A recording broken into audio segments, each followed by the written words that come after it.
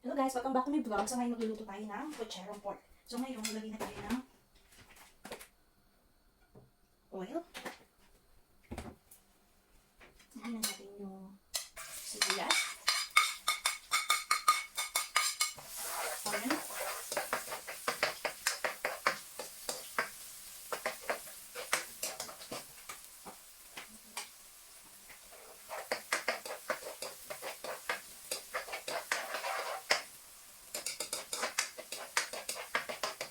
Then, garlic.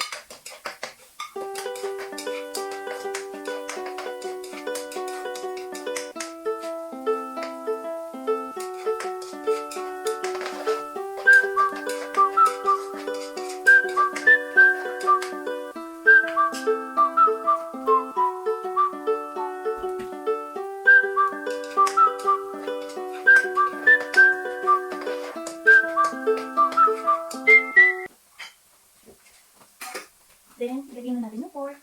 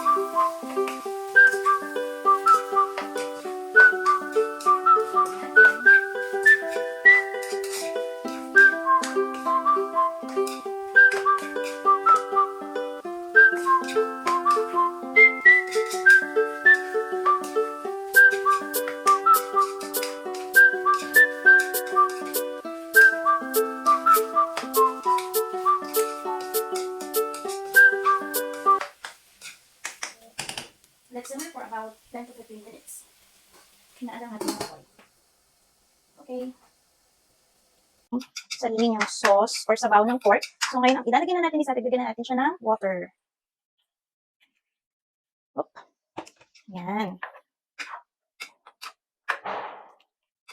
Bigyan pa natin ng pork. Ay, sorry, water. Diba yan?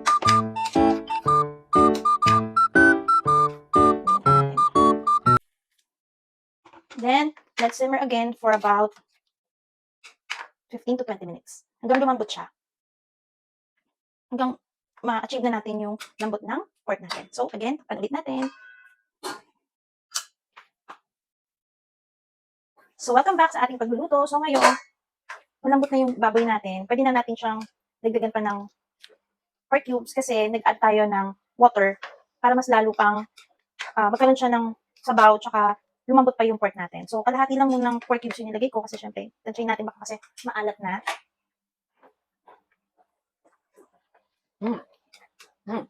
So, pwede natin dagdagan na yung natitirang pork cubes. Okay. So, lagyan na natin yung tomato sauce.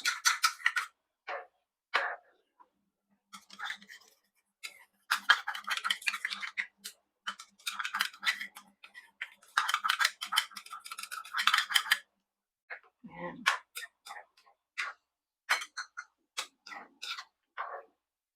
Dagdagan pa natin siya ng tomato sauce.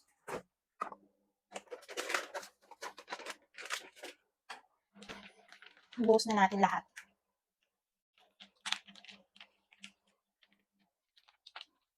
Yan.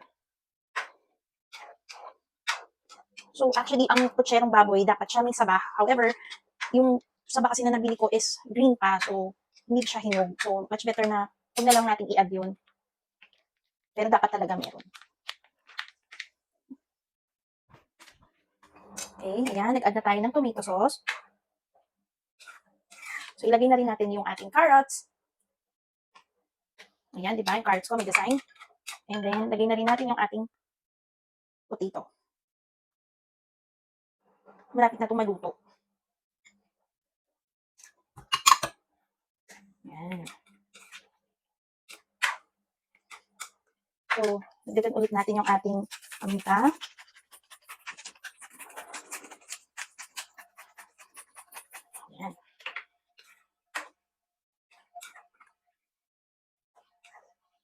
Tikman ulit natin.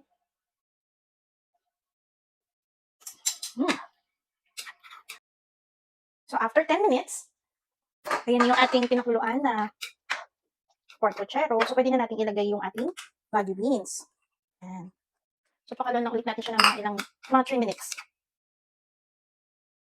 Ayan. So, kung gusto niyo po maglagay ng patis, maglagay na po kayo ng patis. Hindi ko po kasi ito nilagyan ng patis kasi may ayaw po ng patis. So, yun po yung bili niya, no patis. So, tikman natin. Sarap. So, pakuluan lang natin ulit siya ng mga 3 minutes. So, after 3 minutes in the making, pwede na natin ilagay ang ating first, unahin ko muna itong aking cabbage. Ayan.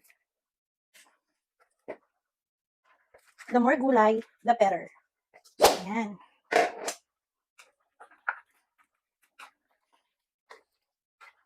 Mas masarap sana talaga kung meron pong saging na saba kasi favorite ko talaga ang saging na saba. Sa nilaga, yan, sa puchero. Masarap talaga may saba. Okay. Next na natin ilalagay yung bok choy. Yan. Lagay na natin. Then, pakulang lang ulit natin yung mga huli natin gulay ng mga ilang minutes.